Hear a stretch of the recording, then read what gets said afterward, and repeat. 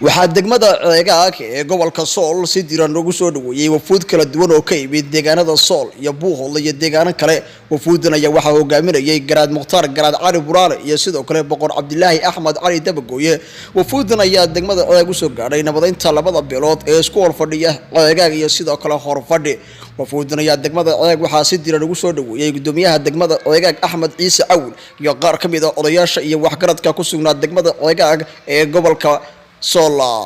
ugu horreyn waxaa halkaasi ka hadlay gudoomiyaha degmada ceegaag Axmed Ciise Cawl oo si diiran ugu soo dhaweeyay ergooyinka nabadeed ee ku soo qulqulaya degmada ceegaag ee gobolka Sool.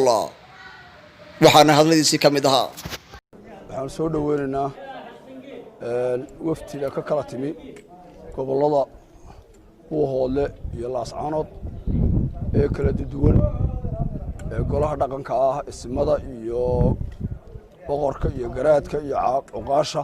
waxaan ku soo dhaweynaynaa gacmo furan.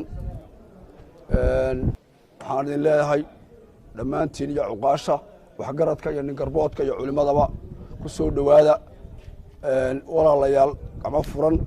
ilaahay socodkiina ha nooga dhigo mid barakaysan oo khayr qaba. geesta kale waxaa halkaasi ka hadlay Garaad Mukhtaar Garaad Cali Buraale iyo sidoo kale Boqor Cabdilaahi Axmed Cali Dabagooye iyo qaar ka mid ah waxgaradka oo ka hadlay sidii nabad loo dhigi lahaa labada beelood ee walaalaha ah.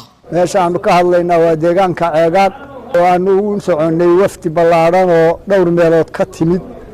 anigu waxaan ahay waftiga ka timid docmo ilaa Laascaanood ilaa dharkeynu hogaaminayay Garaad Mukhtaar Garaad Cali Buraale.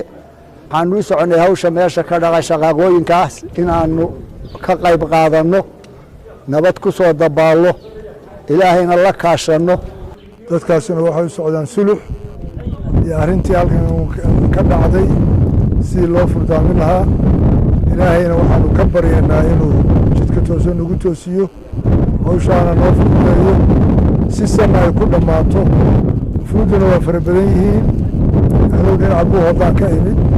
waa caadil mahadiis mar haddii magaaladii ceegaag aanu caawa joogno, masjidkeedii ku soo cibaadaysanay, suuqeedana cagacageynayno. gudoomiyahana aad buu ugu mahadsan yahay soo dhaweyntuuna soo dhaweeyey. magaaladiisii guddoonka u ahaa oo maanta shaqaaqadaas iyo culayskaasi saaran yahay. iyadana ilaahay ka barinay inuu culayskan ilaahay noo fudaydiyo. intii hore u dhacdana ilaahay qadartiisunbay ahayde. kuwii ku dhintayna ilaahay u naxariista, kuwii ku dhaawacmayna ilaahay u boogadhayo.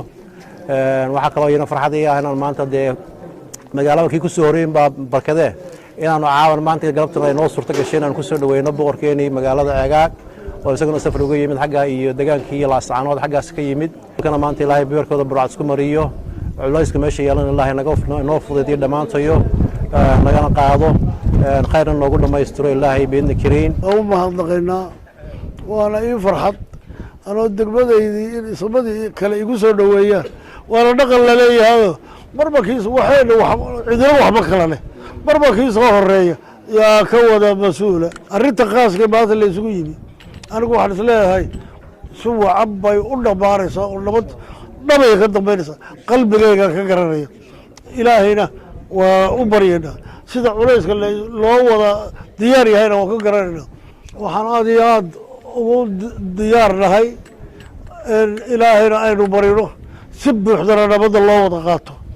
ciddii wax ku maqan yihiinna wanaajiso, ciddii wax ka maqan yihiinna la wanaajiyo.